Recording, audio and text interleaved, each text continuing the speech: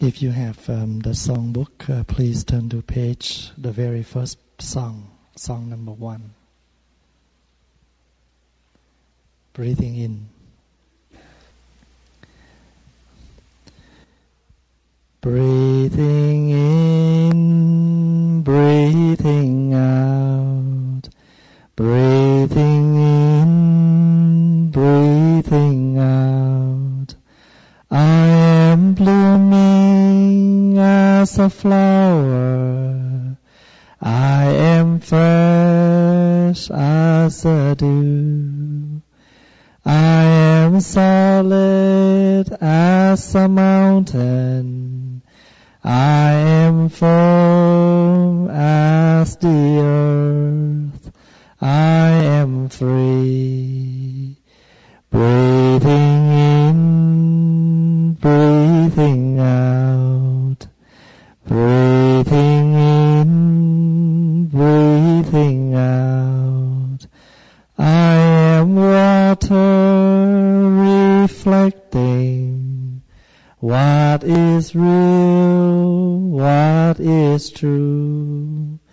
And I feel the space deep inside of me. I am free, I am free, I am free. Breathing in, breathing out. Breathing in, breathing out. I am blooming as a flower. I am fresh as a dew. I am solid as a mountain. I am firm as the earth. I am free. Breathing in, breathing out. Breathing in, breathing out. I am water reflecting what is real, what is true. And I feel the space deep inside of me. I am free, I am free, I am free.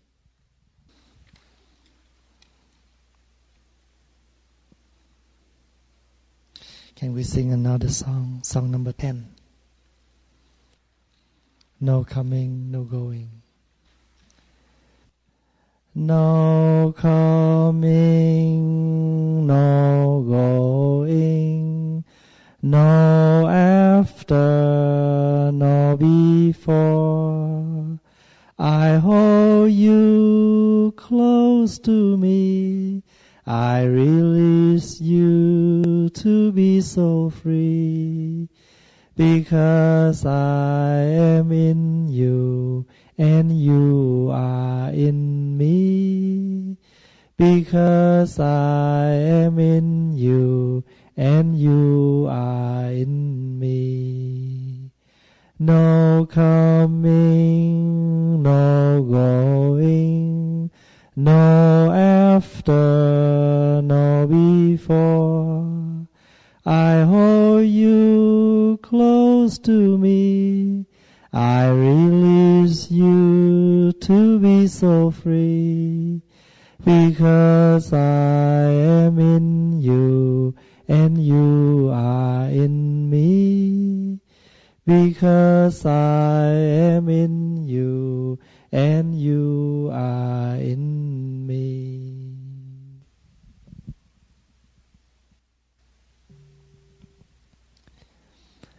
Brothers and sisters, please find yourself a comfortable posture. Relax your shoulders. Relax your hands. Follow your breath. When you're breathing in, you realize this is the in-breath. When you're breathing out, you realize this is the in-breath, the out-breath.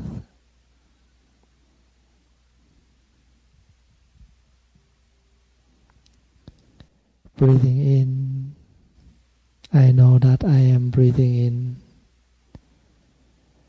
Breathing out, I know that I am breathing out. Please do not force yourself to breathe. Just let your breath normally breathe in and out, short or long, deep or not. Just follow and recognize it.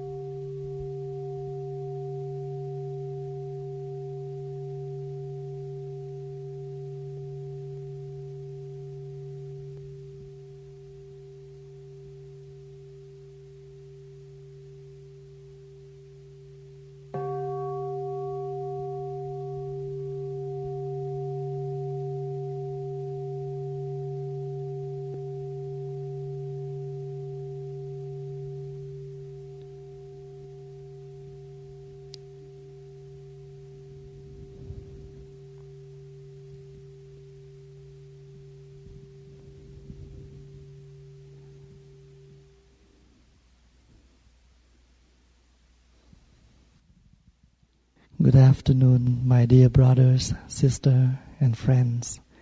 Today is November 17th, 2012. We are having our monthly Mindfulness Day. Welcome to the Mindfulness Day. And how is your day so far? I hope that you enjoy your time. To find a place where a lot of noises is easy. To find a place where it's less noise is not that easy. So when you are here and look like the day is quite boring, very quiet, and we should appreciate it because it's a good environment to help us not to attract too many things. Actually, when you do meditation, we do not close our eyes. We just look halfway down.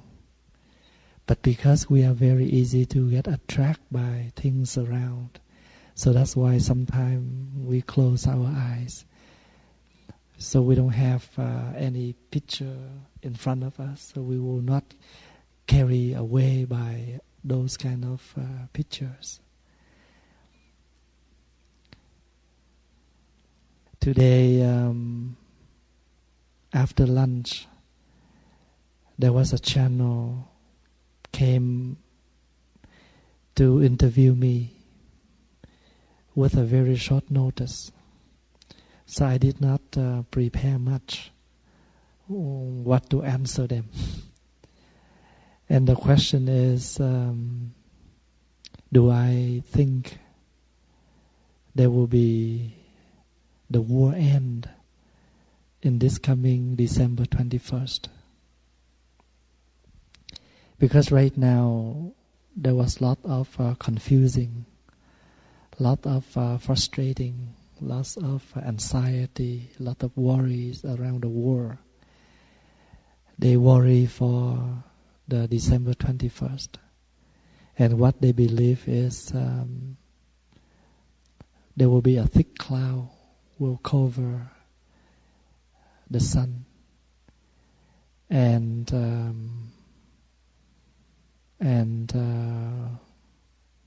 we will have no light no sunlight around 3 days. And that is what people believe that is the end of the war. And they asked me, what do I think about that and what can we do? And I told them that according to the Buddha's teaching, every day can be the last day of the war. Because death is not end. Death is not the end. It's just another beginning. The important is how you live. Don't worry about how you die. Because die is something will happen to each of us one day. And sitting here and worry for the day we die is quite unfair. Instead, why don't we live peacefully and happily each day we have? But because they only very limit the time to speak, so I don't have enough time to explain what I want to explain. And I told them that the disaster on the planet around our daily life is not as important as the disaster within us. The shaking of the world, the shaking of the planet is not as important as the shaking of our mind, our heart within us. And to protect the planet, we need to have a mindful living, a mindful consumption. Because what we use every day will become the result of what we will have as return. If we do not mindful, we will use a lot of things that may harm the planet, the environment. So Buddhism is an education to teach us and to train us to live a better way. Buddhism is not only a religion, as we used to think. But the true meaning of the word Buddhism means the way of life. It means the education. And it is a training. It is the way to transform our mind and our daily life. And when he asked me about why in Buddhist author have a lot of fruits, and I said fruits is the result of the seed. Before become the fruit, it must have the seed.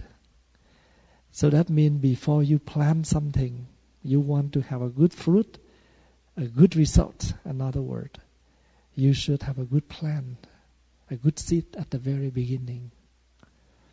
When you go to the grocery, when you do grocery to buy fruits, you used to select the good one to buy.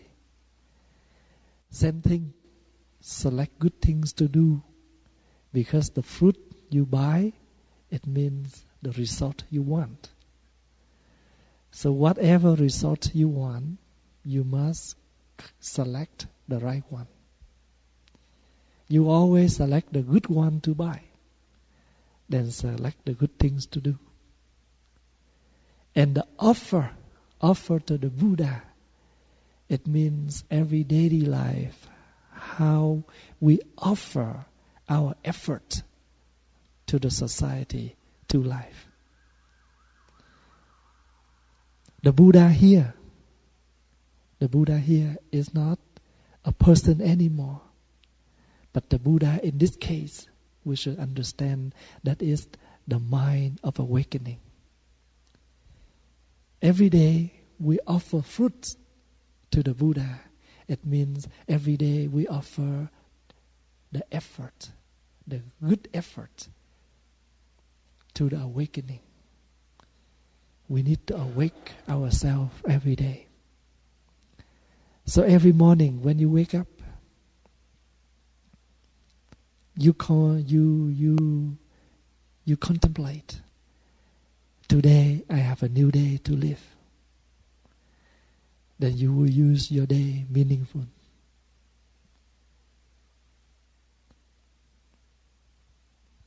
So that's why the Buddha encouraged us to drown ourselves in the present moment. Drowning yourself in the present moment doesn't mean to stop you, to prevent you plan something for the future. But remember, future still not yet come. And you want the future to be possible. You must live, you must do something right now. So the future is made by the present. Tomorrow is made by today. If you know how to touch what is called today, and when tomorrow arrives, you know how to use it. Let's say we are waiting for tomorrow, Sunday. So Sunday still have 24 hours exactly as today, Saturday.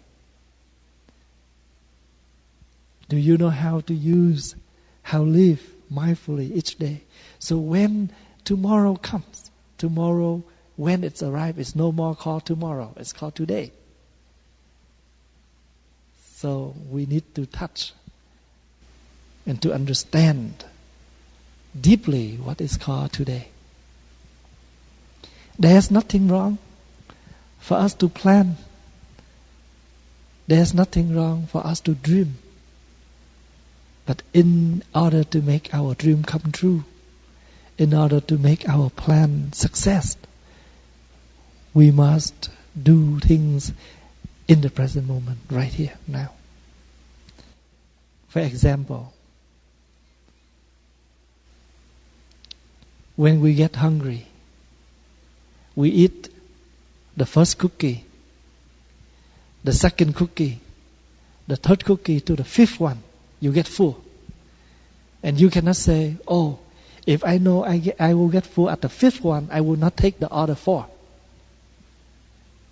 The other four, when you get full at the fifth one, because you have the other four. And when it's come to the fifth one, it make you full. Same thing. We need to do things one by one. We want to get a diploma in the next 4 years.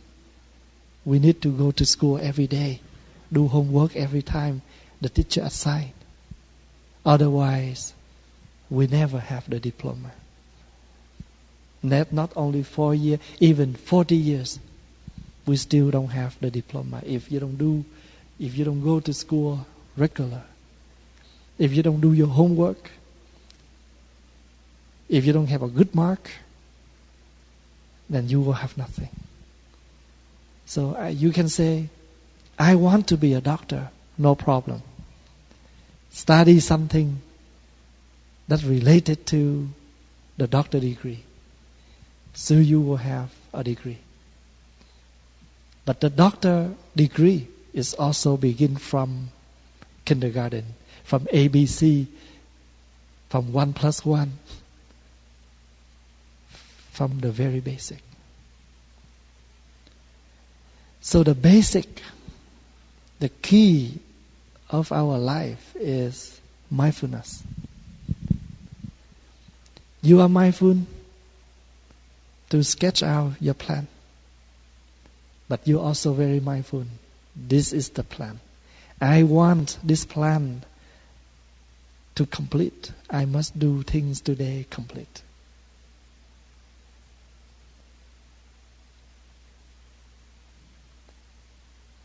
So therefore, there is nothing can happen suddenly, but we need to put a lot of effort. The effort we make is the present moment.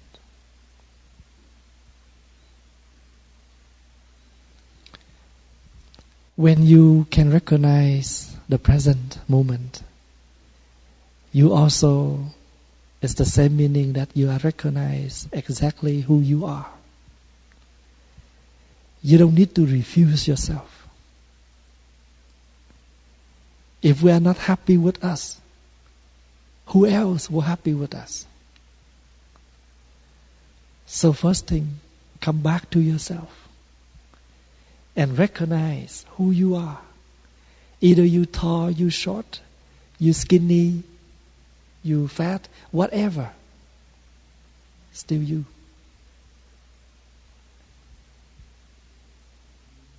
So do not feel uncomfortable, or sometimes people say, I hate myself.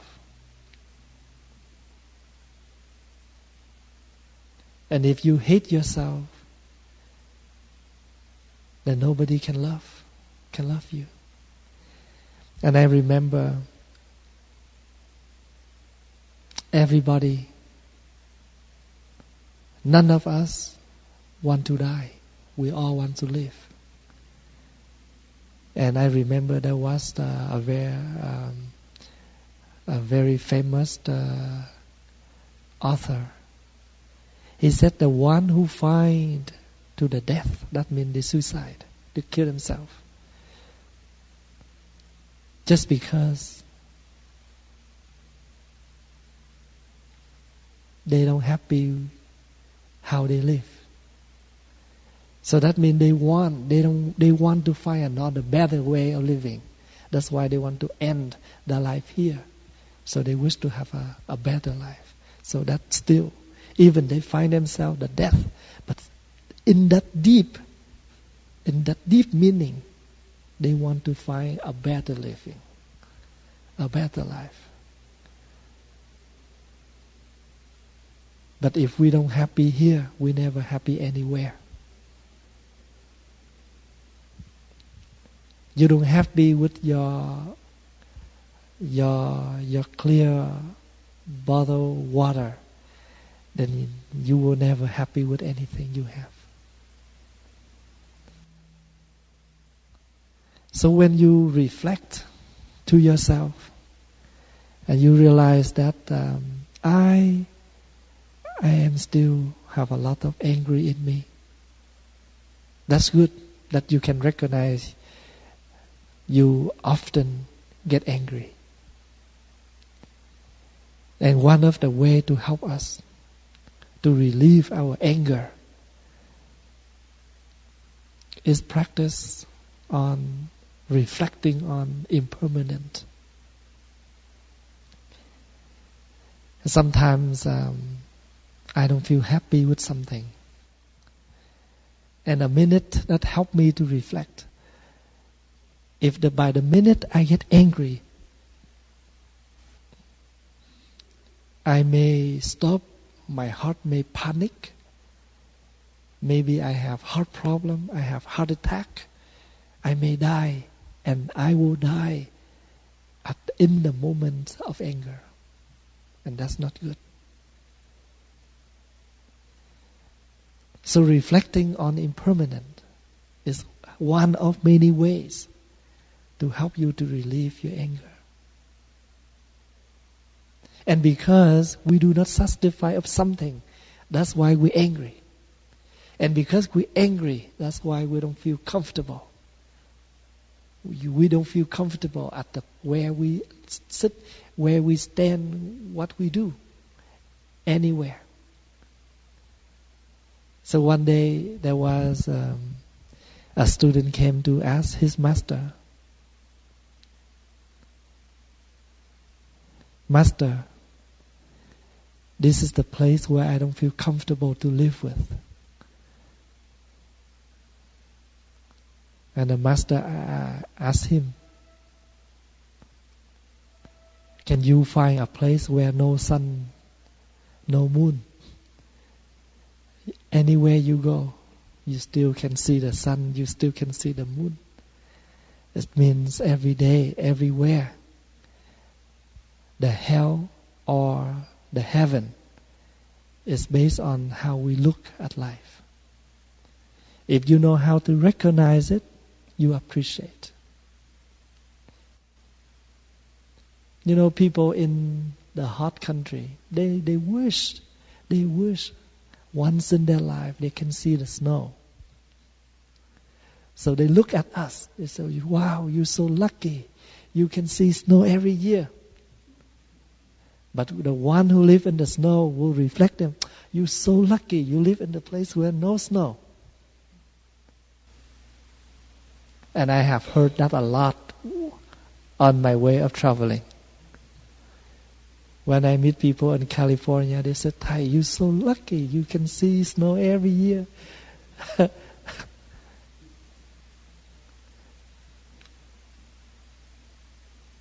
So like people have, some people I met, they don't have a temple. Or either they have temple but no monk and no activities. And when they know that we have Friday class every week, mindfulness day every month, and for the English Sangha, for the Vietnamese Sangha, and they said, the people in Edmonton are so lucky to have Thai. You know, if I am in your place, I will come to see you every week. I said, if you are in my city, I will see you once a year. Because that's who we are. Something in front of us, something we already have, we never appreciate. But something we don't have, like a lady who was here in Edmonton for more than 10 years. She, once a while she come to visit the temple and just pay a visit, but doesn't help anything. But after she moved to BC, and now once a while she come back, she help in the kitchen. She says, wow, volunteering in the kitchen is so fun. I wish I can live here to help. I said, where were you last 10 years? That's who we are. I don't mean it's wrong or right or blaming anything, but to reflect back. To reflect back how we live. Like, usually that's how we are. It's something in hand we never appreciate. It's that gone, we feel regret. Sometimes people have their mother, have their father, they don't appreciate because they think their father, their mother is too hard. Give them a lot of pressure. But one day the mother and the father no longer with them. They will miss those kind of words. Because no one beside them to comfort them anymore, to remind them anymore.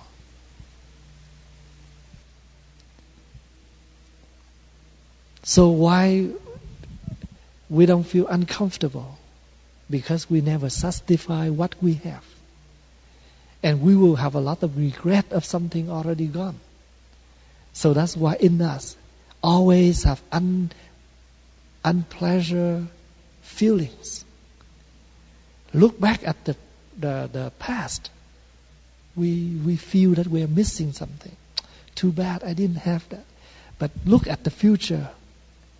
In the present moment, we don't see anything we like.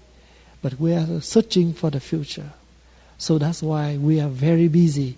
Day to day, month to month, year to year. Nothing we feel satisfied with. Regret about the past. Craving for the future. Forget the present. So the Buddha called the living like that is the living of the ghost. The ghost here doesn't mean, there's an ugly person with long hair, long tongue, long teeth. But the ghost here is the soul of loneliness, the soul of living without any recognizing, without any awareness. There was a Vietnamese Zen master. He said, Sometimes we live in the life. When we live like a drunken man.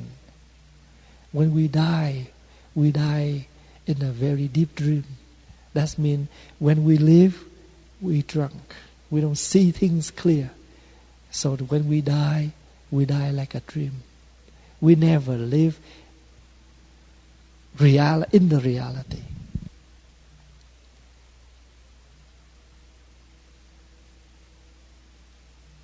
In Buddhist term, we have the word điên đảo. Điên, it means crazy. Crazy means we never see things right. Đảo means upside down. Sometimes we look at things very upside down. And we live our life as the life of upside down. We still eat, but no taste. We walk, but not peace, not a peace step. Usually we practice peace is every step. But with us, suffer is every step. Because we cannot recognize how much fortunate we have.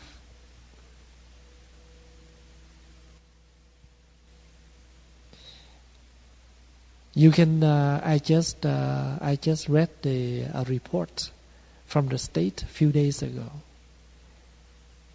The percentage of young people who drink and drive is less. First, because the government give a very straightforward on the fine, the penalty. So that's reduced the percentage, but still, a lot of young people they don't value their life, and lot of death caused by drink and drive.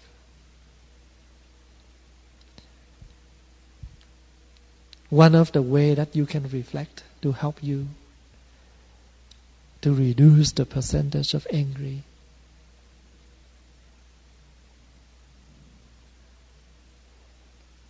Angry is the very negative seed.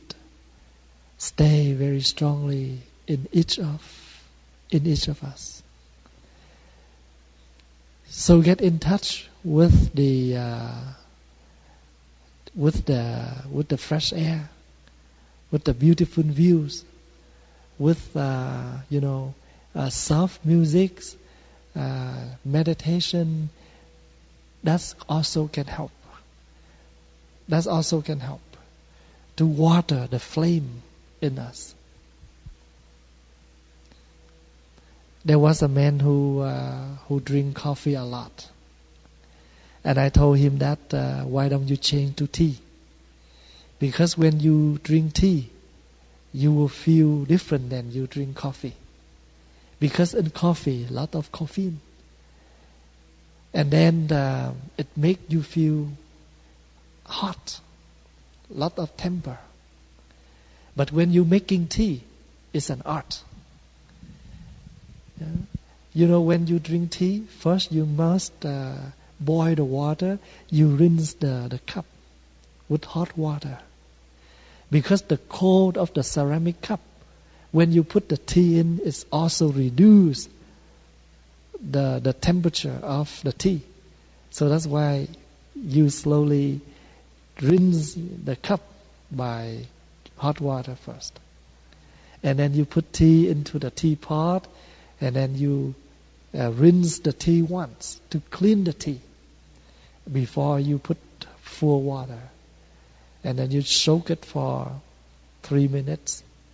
You have another filter to fill the tea, because in the tea, tiny tea leaves will come to your teacup. So you do things like that in a very slowly way.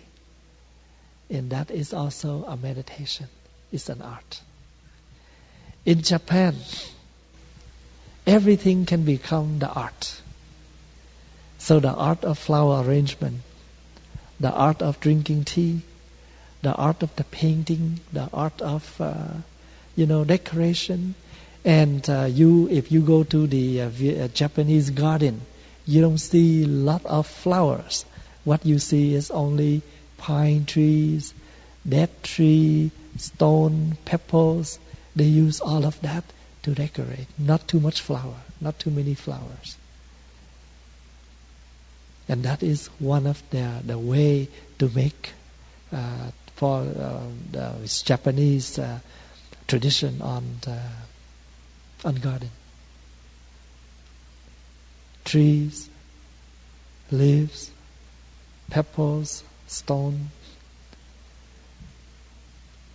And when I visit temples in Japan, every temple, either small or big, they try to arrange a small garden.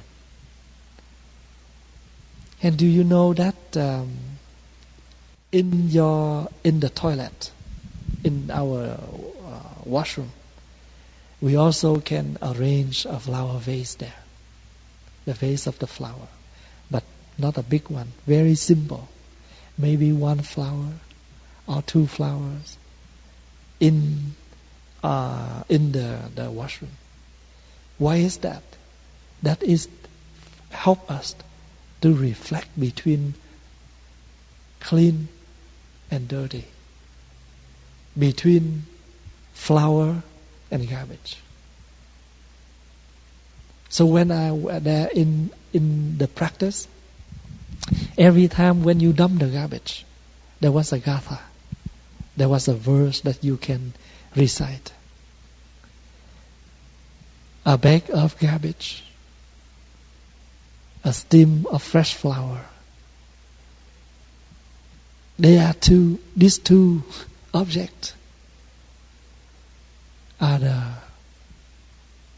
coordination together.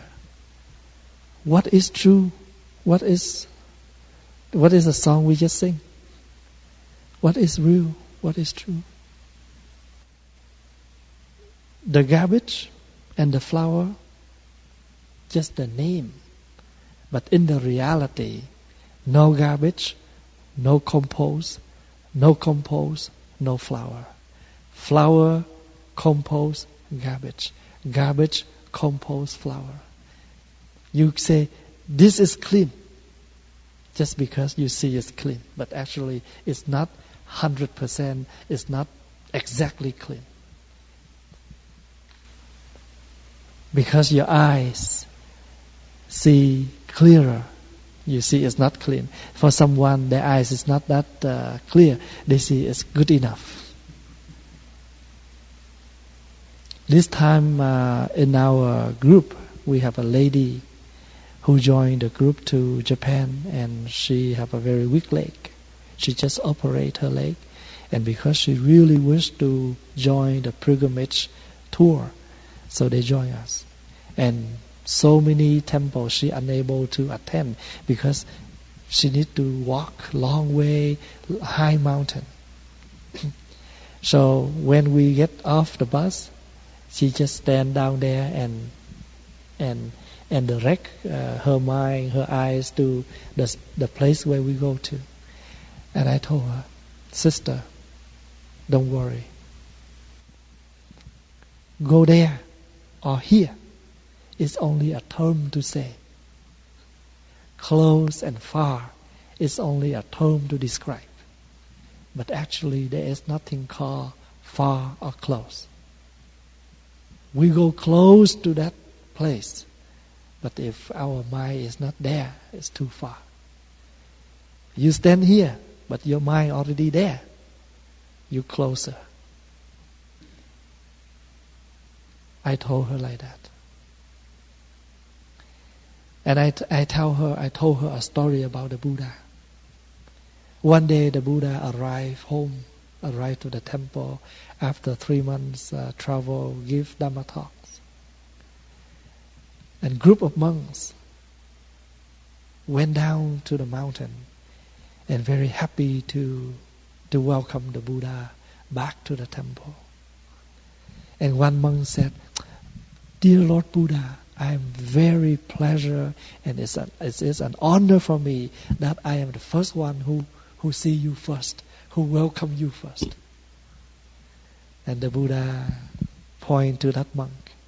He said, you are not the first one who met me and welcoming me, but the one who is sitting meditation there.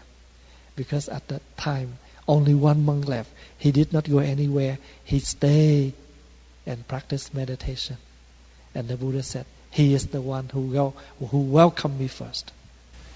You go all the way down there to present yourself and to show that you are the first one. Actually not. You can see that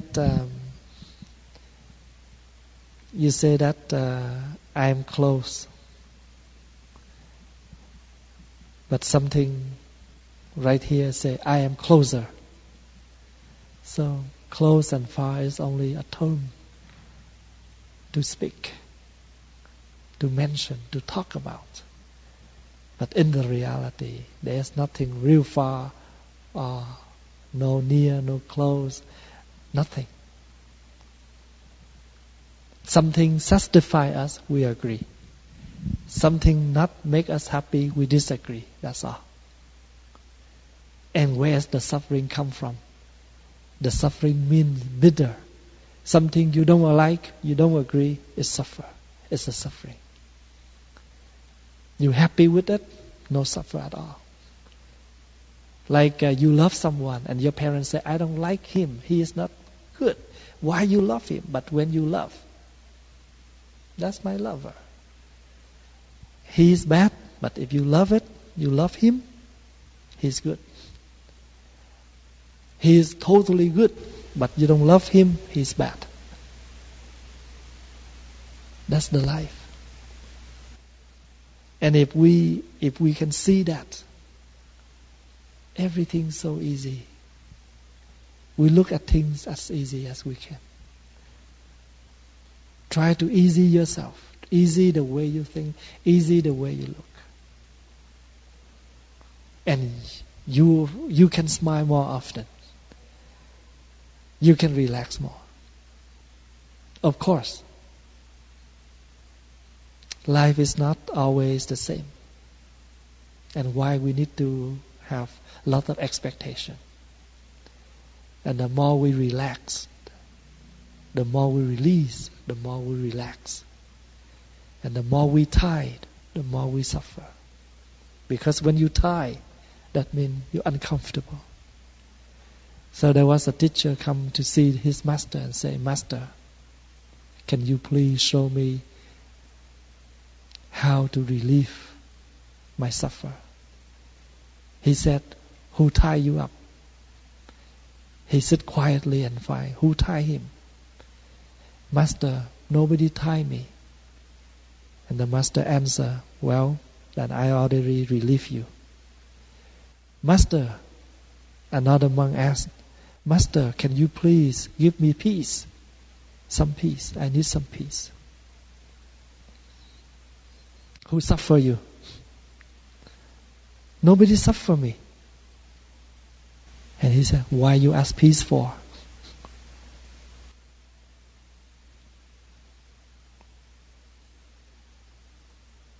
And because life is that busy.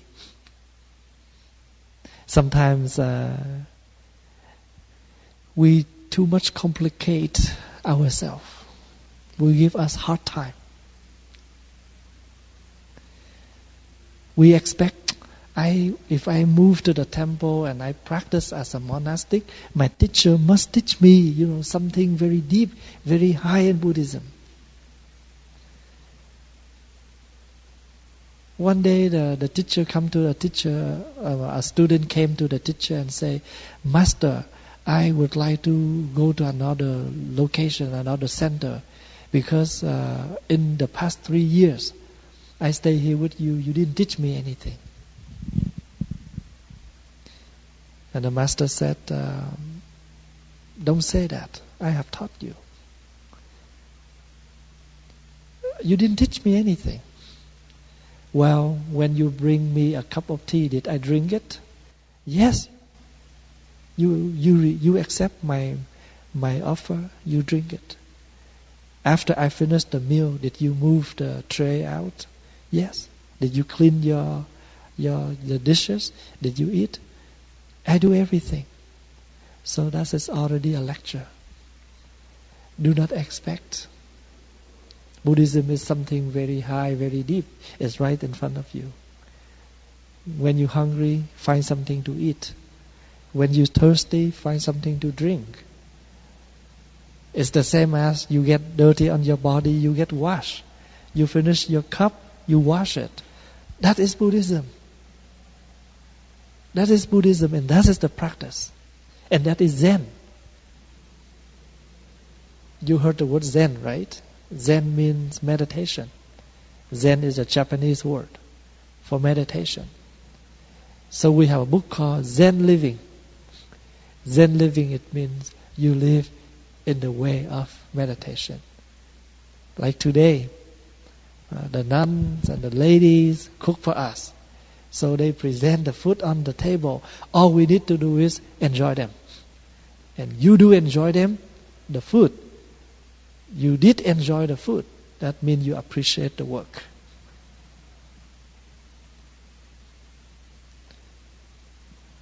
So one day, there was a master want to shut all the traveling in the mind of a student. We travel a lot. Sometimes you sit here, you practicing meditation, but actually you travel so many cities already. So sometimes we have a lot of big questions for the master, for our teacher. And the teacher know you travel too far. He want to cut you off. Sometimes he says something never connect with your question. But that is how he want to cut you off. So there was a master named Linji Lamte. And his method to teach the students is hitting them. He always have a stick with him. You come to ask him a question, he never answer anything. He just hit you up. But many people are away from his sticks. So sometimes Thầy need to have a stick. Johnson, you get ready. So like Brother Trung Thiện, Brother Michael, Brother Johnson, to me, they are Zen students. Because their life is simple. They don't have any expectation. And do not think they do not practice. They do practice because every day they wake up on time to do meditation. They do chanting. They have breakfast. They go to school. They do their homework. They wash their clothes. They clean their room. They do every, regular daily routine like that. What else we want? Either you stay in the temple, you stay home, you do the same.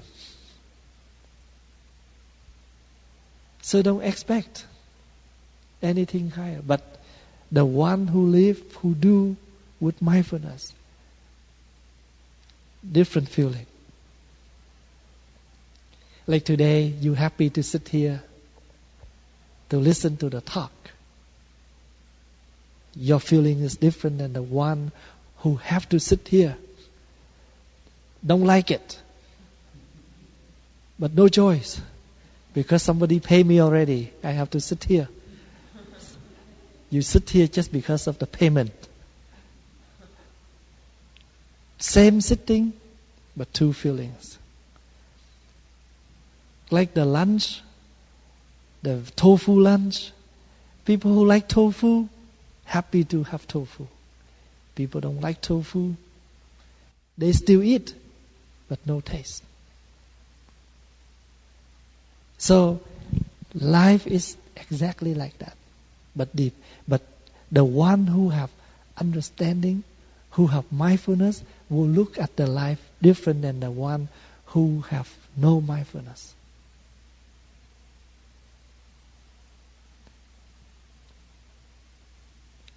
We all drink water. We need water every day. Then we should know that there is nothing, no water is better than clear water, even it's clear. It's no taste, but that is the real water that we need every day. Coffee, tea, Coke, whatever drink, still cannot take too much. This no taste water, you can take as much as you want. Even it's no taste, no color, nothing. It's clear. But this clear water is something we really need. That is one of the teaching of the Buddha. People ask the Buddha, what is the most valuable thing? Clear water.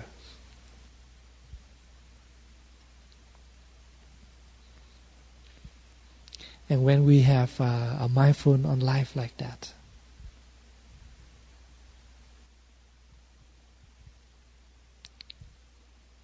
we will have the ear of the Bodhisattva to listen carefully to each of the things arise in our mind and with what people share.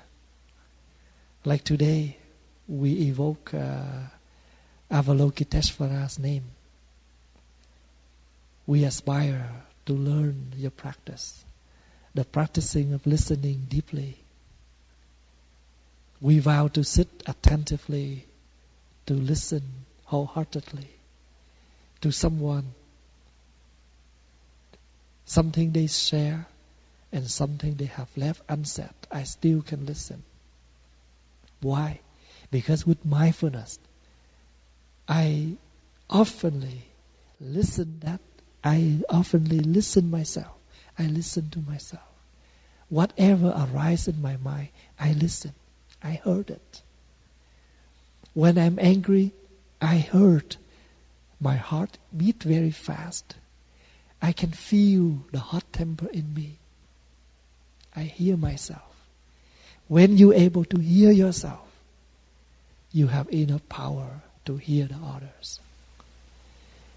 If you are the mother, you are the father, you do pay attention to your family, to your son, to your daughter. You can see how they feel each day by looking at their face, their words, the way they walk, the way they react. You can tell today they are in a good mood or not. Do you understand the experience that I share? If you love your someone enough, sometimes they never say anything, but you, by looking at them, you understand what they want. They didn't say anything, but you hear their voice. So that's why sometimes there was a rhyme. People don't talk. People don't speak out to words, but they contact them mind to mind. Let example. After we finish the meditation session, and I used to say, massage your legs. And then the boys, the young monks will give about 1 or 2 minutes to massage. And they look at me. I look at them. I do like this, and they know that I am ready to stand up. We didn't say anything. When the guests step in, I look at them. They know that I want some tea. Sometimes you don't talk, but you do talk. And in Buddhist we call the thunderstorm of the silence. It's silence. It's no, you don't hear any word, but it's very powerful, like a thunderstorm.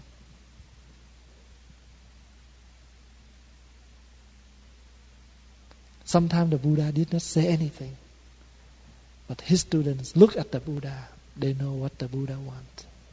Sometimes the Buddha looked down to the monks. Some of them think something, the Buddha understand. And that is not something you can't believe. You can experience that in your daily life.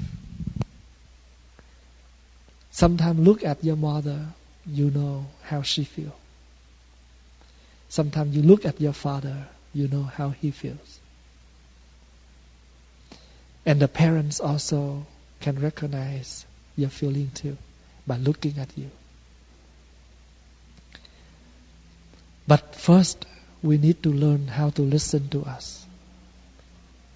I am greed, I know, I hurt. The craving in me, the greedy in me. I heard the passion in me. I heard the voice of love in me.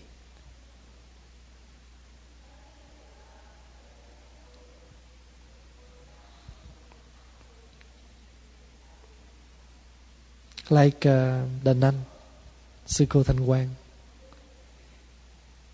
Even though she never said anything, but she heard herself, how she feel. She have listened to her liver. The liver told her, the liver is not very well, very ill. The liver can stop working anytime. And the liver also affect to the lung now, to the kidney now. So that's why she come to see me before I left. Thầy, I wish you have a good trip. And I don't know I have a chance to see you back or not. If she did not heard what's going on with her, she would not say that. And I remember I left on Wednesday. I met her on Sunday too. And we have a Dhamma discussion on Sunday morning together. And she told me, she told the whole group, I just want to tell all of you one thing based on my experience. There is no other happiness than the happiness of practicing. Because when you practice, you do transform yourself. And once you transform your negatives, you're very happy. And I encourage you. That means she talked to the whole group. I encourage you not to stop practice. Because practicing is the work of transformation. And once the transformation, success in you, you can see the result of happiness. And I have heard people told me that when the master came to see her in the hospital, the master were with her whole night and keep talking to her, keep reminding her.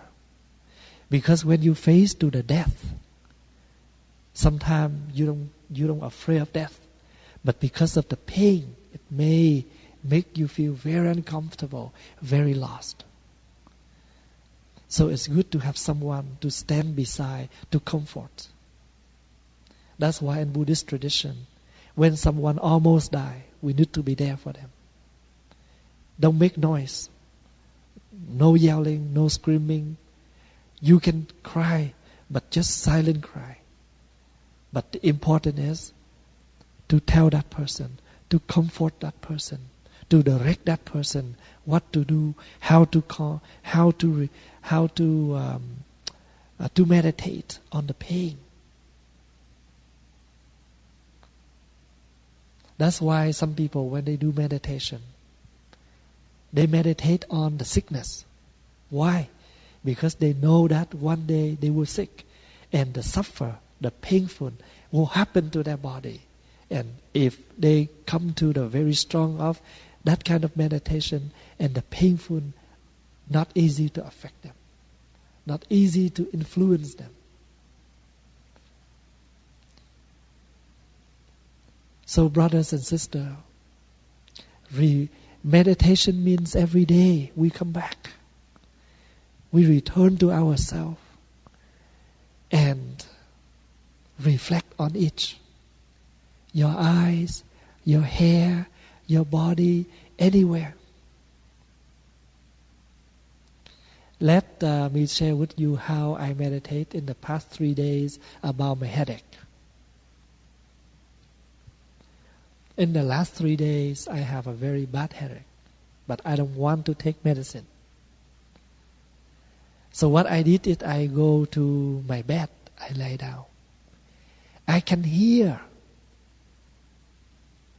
how painful up to my head. I can feel all the vein here is stressed out. And I go back to my breath. I bring my breath deep and slow in. I breathe out deep and slow out. 10 minutes later, I sleep. Short sleep, but very deep. And after that, I'm okay. So when you have headache, try not to take Tylenol or Advil every time, because you get used to the medicine, and when you in the real need, it's not work anymore. So it's not possible. Don't need to take. Don't take. Go lie down on bed and practice breathing. Take a deep breath in, slow. Take a deep breath out and slow. Why we headache? Because the blood does not circulate enough to your brain. And now your breathing help you to circulate the blood again. So if you practice right, you can heal your body and your mind. And when you practice Buddhism, it's not only the practice of like a religion practice, but this is the practicing of the transformation. We all need to be transformed. We always want, every morning when we wake up, we brush our teeth, we rinse our mouth, we wash the face, we comb the hair, we take shower, we get dressed. That means, you see, we want to make from everywhere we can to clean. Then the mind also needs the same. We need to clean the ear, the nose, the mouth, the body, everywhere. And that is only cleaning for the body. But we do need cleaning for the mind.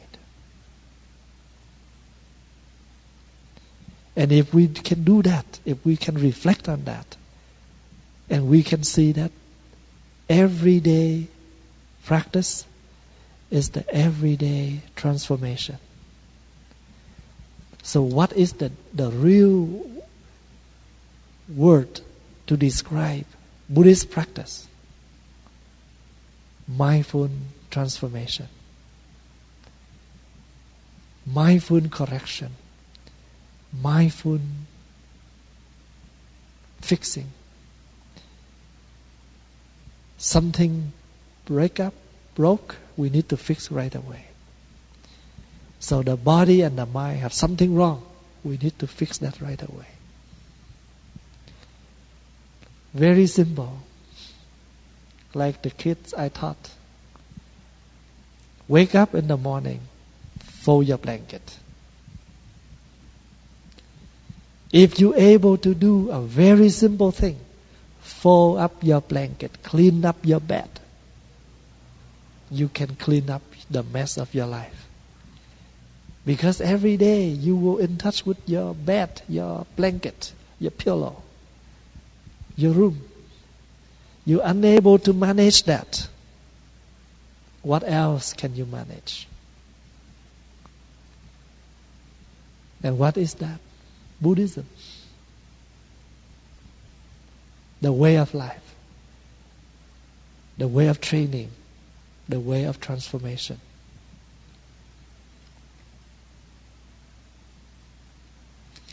If we're able to do that,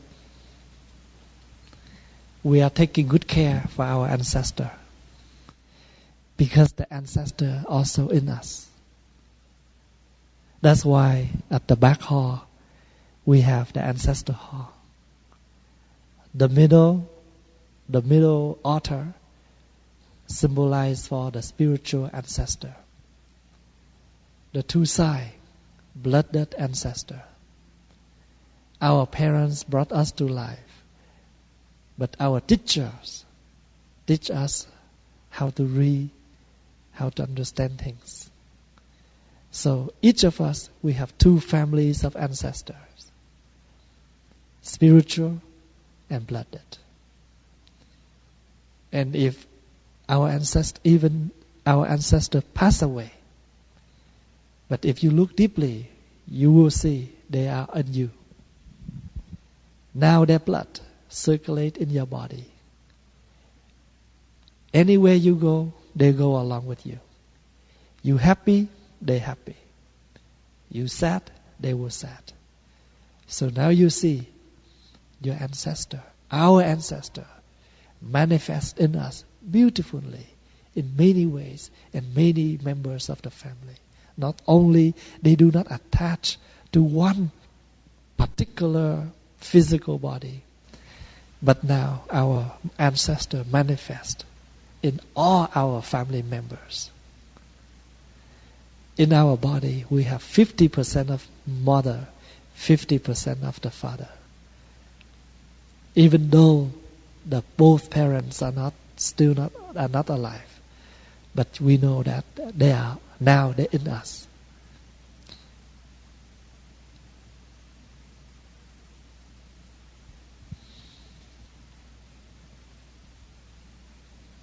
There are a few more questions, but it's not related to today's talk. So I will save that question for another time.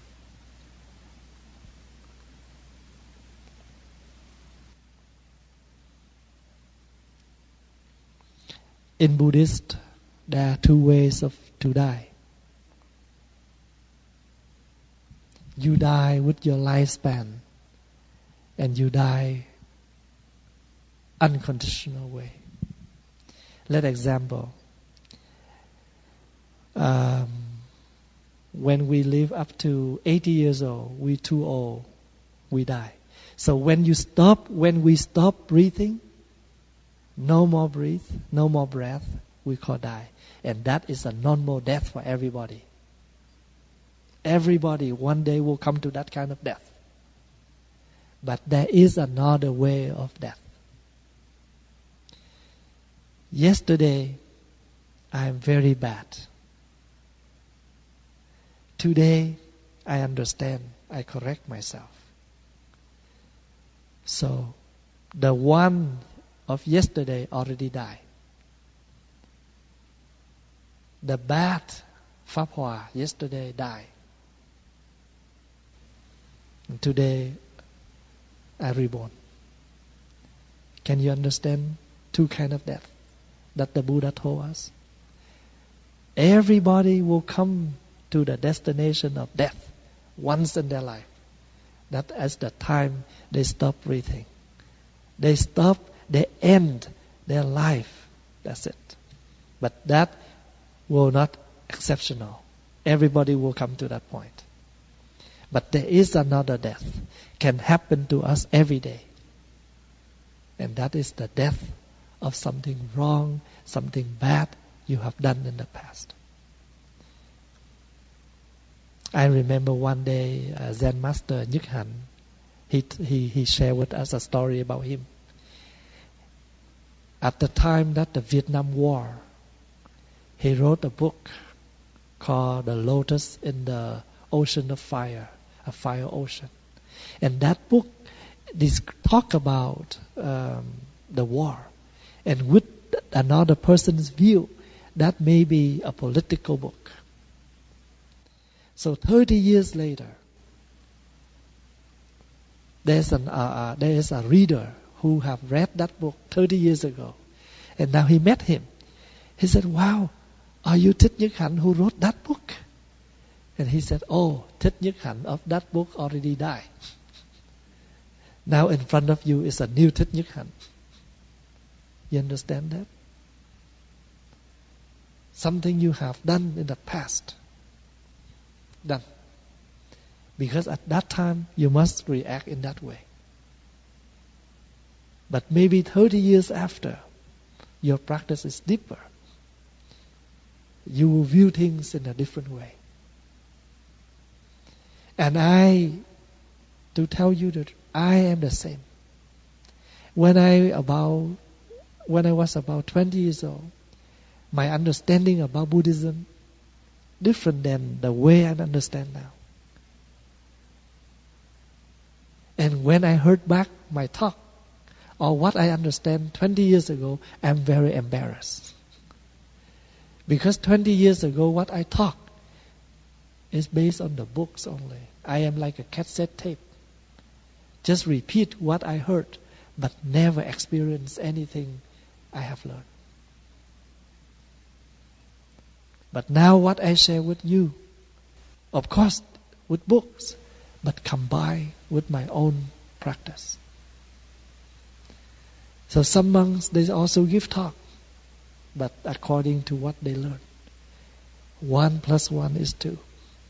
But they cannot break, 450 add together. They don't know. So the experience based on what we practice is different. I remember I always say when I was young, if you do the chanting, you don't understand that the chanting, why you do it. But now I never say that anymore.